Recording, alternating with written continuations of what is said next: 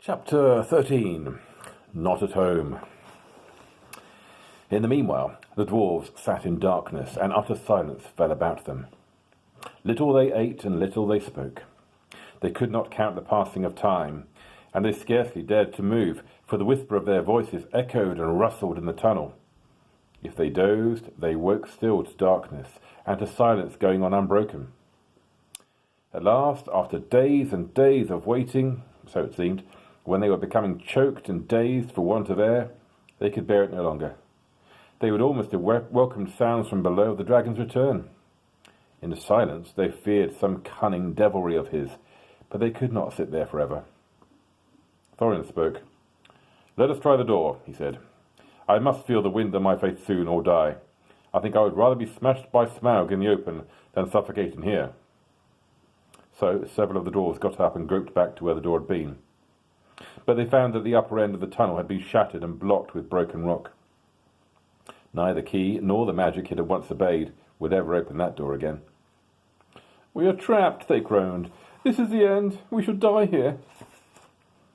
But somehow, just when the dwarves were most despairing, Bilbo felt a strange lightening of the heart, as if a heavy weight had gone from under his waistcoat. "Come, come," he said.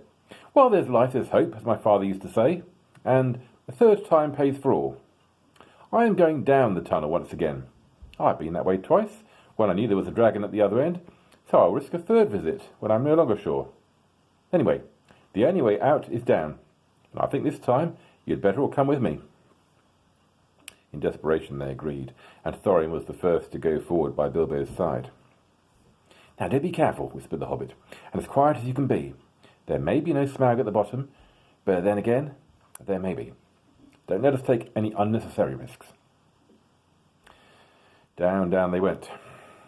The dwarves could not, of course, compare with the hobbit in real stealth, and they made a deal of puffing and shuffling which echoes magnified alarmingly.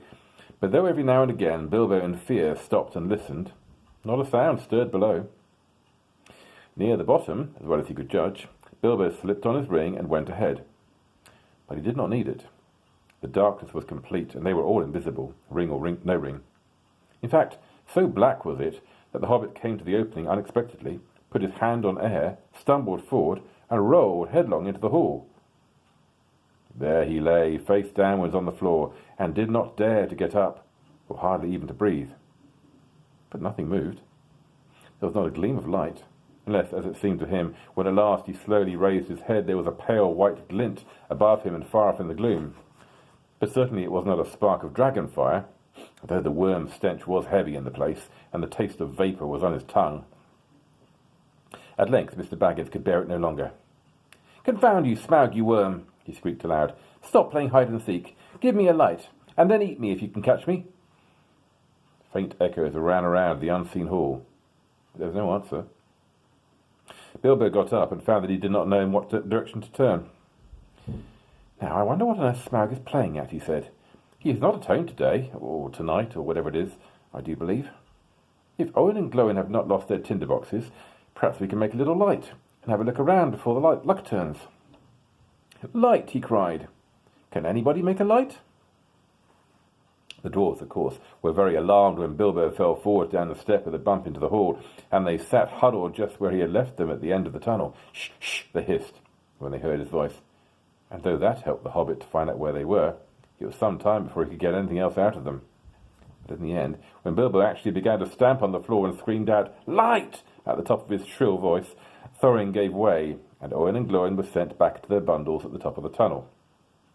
After a while, a twinkling gleam showed them returning, Owen with a small pine torch alight in his hand, and Glowin with a bundle of others under his arm. Quickly, Bilbo trotted to the door and took the torch, but he could not persuade the dwarves to light the others or to come and join him yet. As Thorin carefully explained, Mr. Baggins was still officially their expert burglar and investigator. If he liked to risk a light, that was his affair. They would wait in the tunnel for his report. So they sat near the door and watched. They saw the little dark shape of the hobbit start across the floor, holding his tiny light aloft. Every now and again, while he was still near enough, they caught a glint and a tinkle as he stumbled on some golden thing. The light grew smaller as he wandered away into the vast hall. Then it began to rise, dancing into the air. Bilbo was climbing the great mound of treasure. Soon he stood upon the top, and still went on. Then they saw him halt and stoop for a moment, but they did not know the reason. It was the Arkenstone, the heart of the mountain, so Bilbo guessed from Thorin's description. But indeed there could not be two such gems, even in so marvellous a hoard, even in all the world. Ever as he climbed, the same white gleam had shone before him and had drawn his feet towards it. Slowly it grew to a little globe of pallid light. Now, as he came near, it was tinged with a flickering sparkle of many colours at the surface, reflected and splintered from the wavering light of his torch. At last he looked down upon it, and he caught his breath. The great jewel shone before his feet of its own inner light, and yet, cut and fashioned by the dwarves, who had dug it from the heart of the mountain long ago, it took all light that fell upon it, and changed it into 10,000 sparks of white radiance, shot with glints of the rainbow. Suddenly, Bilbo's arm went towards it, drawn by its enchantment. His small hand would not close about it, for it was a large and heavy gem, but he lifted it, shut his eyes, and put it in his deepest pocket. Now I am a burglar indeed, thought he. But I suppose I must tell the dwarves about it, some time. They did say I could pick and choose my own share, and I think I would choose this if they took all the rest. All the same, he had an uncomfortable feeling that the picking and choosing had not really been meant to include this marvellous gem, and that trouble would yet come of it. Now he went on again. Down the other side of the great mound he climbed, and the spark of his torch vanished from the sight of the watching dwarves. But soon they saw it far away in the distance again. Bilbo was crossing the floor of the hall. He went on until he came to the great doors at the further side, and there a draught of air refreshed him, but it almost puffed out his light. He peeped timidly through, and caught a glimpse of great passages and of the dim beginnings of wide stairs going up into the gloom. And still there was no sight nor sound of Smaug. He was just about to turn and go back, when a black shape swooped at him and brushed his face. He squeaked and started, stumbled backwards and fell. His torch had dropped headward downwards and went out. "Oh, only a bat, I suppose, and hope," he said miserably. "But now what am I to do? Which is east, south, north, or west?" "Thorin! Balin! Oin! Gloin! Filly! Gilly!" he cried as loud as he could. It seemed a thin little noise in the wide blackness. "The light's gone out! Someone come and find me and help me!" For the moment his courage had failed together. Faintly the dwarves heard his small cries, though the only word they could catch was, "Help!" "Now what on earth or under it has happened?" said Thorin.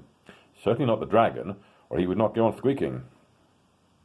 They waited a moment or two, and still there were no dragon noises, no sound at all, in fact, but Bilbo's distant voice. "Come, one of you, get another light or two." Thorin ordered. "It seems we've got to go and help our burglar." "It is about our turn to help," said Balin, "and I'm quite willing to go. Anyway, I expect it is safe for the moment."